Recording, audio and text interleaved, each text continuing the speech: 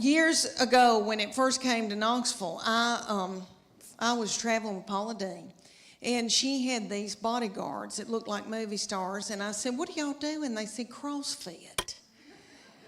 And I said, "Well, I want to do it." Well, me and my friend, Church of God, Becky,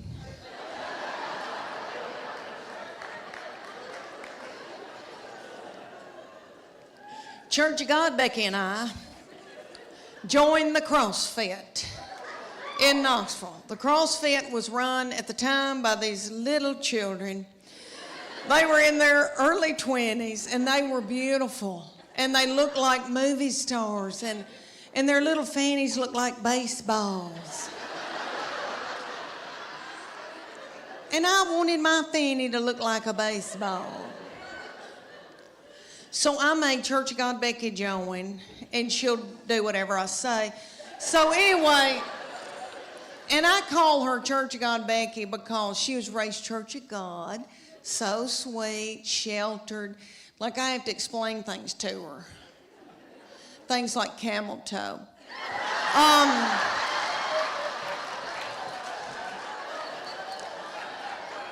So we first get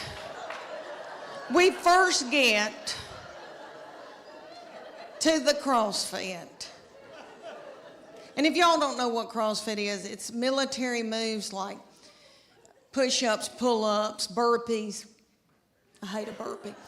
Okay, all these things, they would put like a tractor tire in the parking lot, and they'd set little Becky in it, and I would pull Becky across the parking lot as she was holding her purse.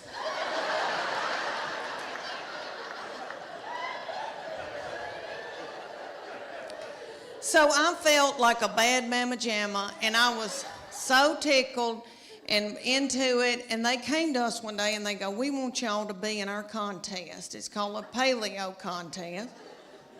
And it's going to be 10 weeks long. The men are going to be against each other and the women, and we're going to take your before and after picture, and whoever's body has changed the most at the end will win 3 months of free training." And I wanted to win that 3 months of free training because I didn't want to have to do something vulgar to my husband for the money. So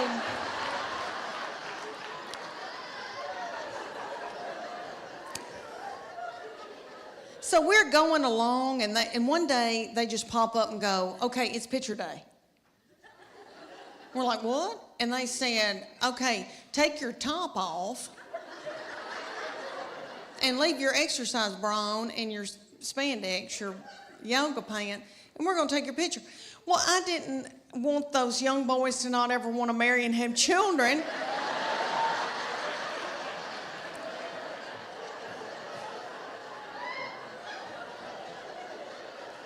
So I said, "Becky and I are going to the back," and I needed to biz my bra so bad. It had no support to it, and it was a gray looking, it was white, but I needed to biz it overnight. I did not know.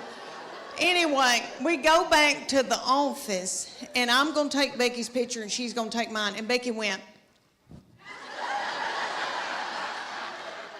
And I said, "What are you doing, Becky?"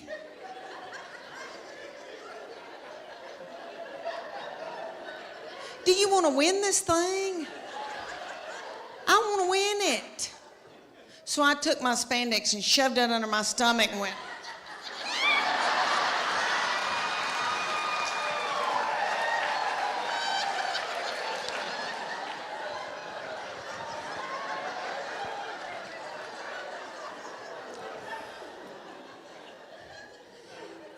I'll never forget the day that I found out about her, and I feel terrible about it now. But I was overwhelmed. I knew something wasn't right. I didn't feel good. I thought, "Oh my gosh, surely I'm not pregnant this quick, this soon." And you know when you got to know something, you got to know it right then. I had no right then. I grabbed up my 2 babies and diaper bag and all that stuff you take with you everywhere you go, and I went to the Walmart in the foothills of the Appalachian Mountains. And I bought an EPT pregnancy test, and I took it in the stall at Walmart. And I tinkled on it. And my 3-year-old boy looked at me, he said, What, is it positive?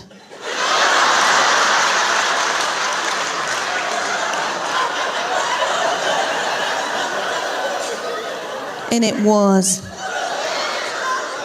So I drove home just as fast as I could, and I called my husband at work. And I said, "You're trying to kill me, aren't you? With a slow vaginal death. Is that what you're trying to?" "Well, you're not going to. You better get home right now, because I'm going to walk out in the woods and let the animals eat me."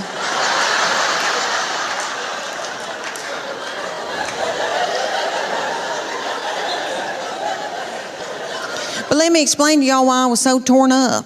I had a 13-month-old baby girl in diapers and a 3-year-old little boy in Superman panties with doo-doo balls falling out.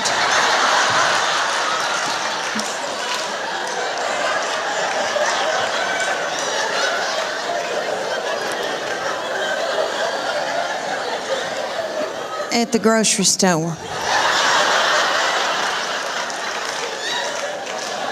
I thought, oh my Lord, did anybody see that?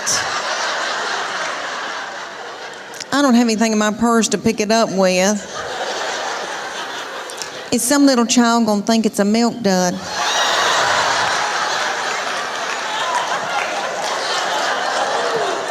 Let's just keep on moving, everybody. Just keep on moving.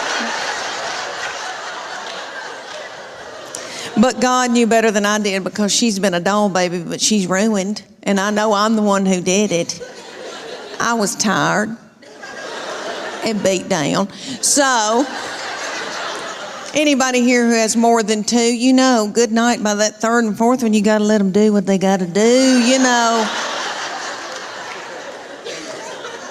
She still cries over anything. She cries because she knows she gets her way. I said, "What's she crying about?" "She wants your toy." "Well, just give it to her." "I can't deal with it." Y'all know what I heard on today's show? Do y'all know who Donnie Deutsch is? That name's hard to say, Deutsch. The big idea, Donnie Deutsch, he's some big advertising guy that's done like Nike. I don't know what all he's done, but anyway, nice looking man. He was on the Today Show with Matt Lauer and all them. They were talking about Valentine's, and they said that men really don't care about Valentine's Day. That women, it's more for women, and that you need to buy your wife and girlfriend, you know, nifty things on Valentine's Day. And they said, "What do men want?" And he said, "Men want a woman to do nasty, vulgar things to them."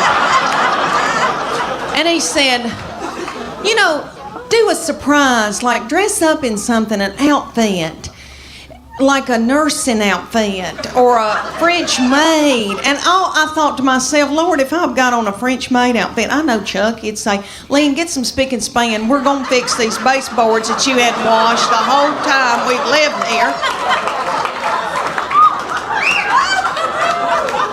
I'm going to dust them, and then I want you to go over them with spick and span." And then just after I had ruined my back, after a day of doing the baseboard, then he would come up to me and try to mount me, I guess is what people say.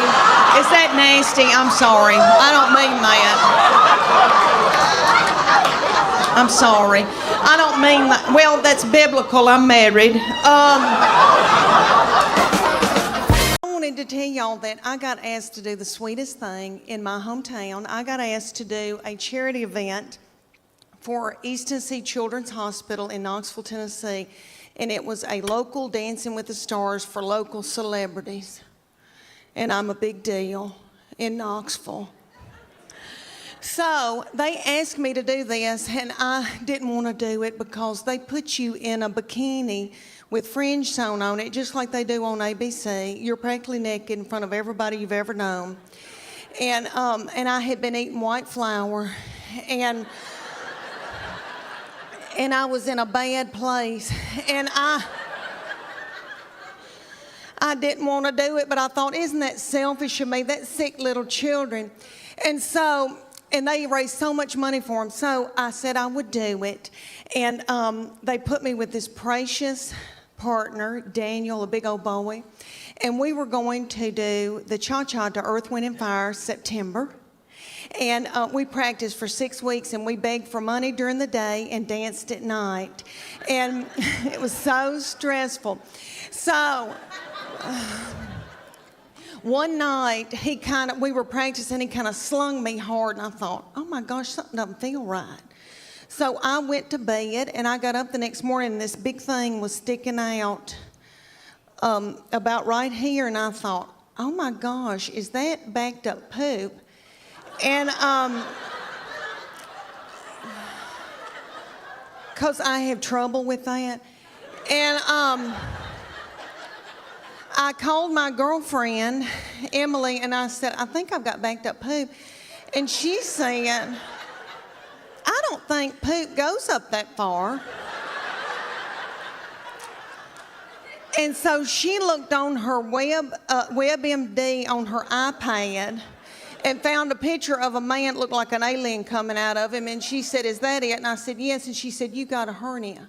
So like 4 days before the event, I had a hernia that had to be operated on. So I went in for that operation, and my 2 teenage girls that are usually so hateful, okay,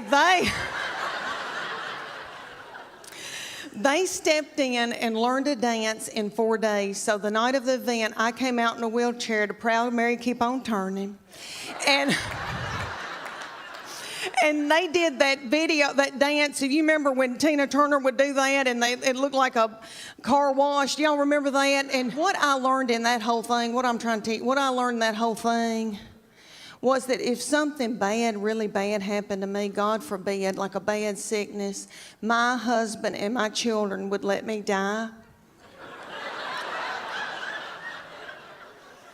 After I had that hernia surgery, I laid up in the bed for 3 days and nobody checked on me.